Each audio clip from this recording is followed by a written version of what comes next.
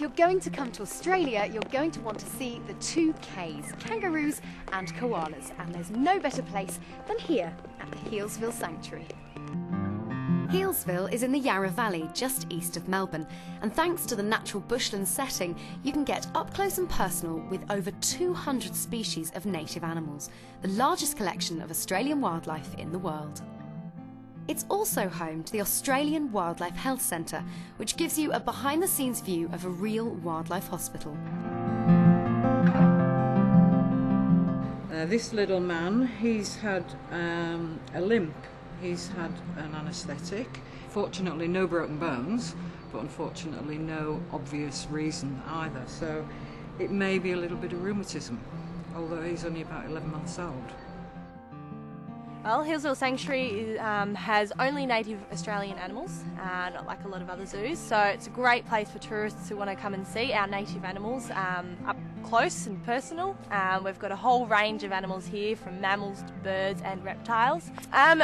People feel that if they do get a chance to interact or get really close, they feel more attached to the animals, which we hope then they take that away with them and feel more strongly about helping people out.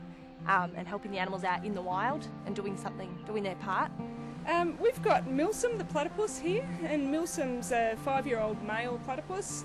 He was hand-raised here because he was accidentally dug up out of his burrow when he was a little fella. He was only about the size of your palm, fitting the palm of your hand, and he was hand-raised here, so that's why he's actually sort of not too worried about being around people. Platypus are quite difficult to see in the wild, so unless you're very lucky, it's often easier to come to the sanctuary and actually see one. These kangaroos are actually Kangaroo Island kangaroos. They're a subspecies of the western grey, being found on Kangaroo Island, which is south of South Australia. It's rather cold, so they've developed the dark, thick brown coat that helps to keep them warm, especially during winter. Kangaroos are one of the most popular animals at the sanctuary, along with the koalas. Obviously they're the ones that most tourists do know of, have heard of, seen photos of, etc. So yeah, they're the two main animals that people come to see. Tasmanian devils got their name from Europeans. When first settlers came over and convicts settled Tasmania, they started to hear all sorts of lovely sounds and screeches and screams from the bush. They heard them well before they got to see them, and what they thought they were hearing were demons and devils. They are threatened, or they are endangered at the moment. There's a lot of work being carried out on them in a captive situation, also out there in the wild as well with research, and Healesville Sanctuary is part of that. These guys are elf-horned dingoes, so they're found northern Victoria and New South Wales. They're very nervous, timid animals in the wild, much rather stay away from people. Unfortunately, a lot of areas people do feed them, which they then lose that nervousness of people, come into campsites, and that's when problems happen. They are wild animals, and even these guys, even though they're tame, they're not domesticated, they are still wild animals. Well, I'm joined now by Kelly and Ella. Ella's the koala, so Kelly, tell me about her. Ella came in at about 8 months.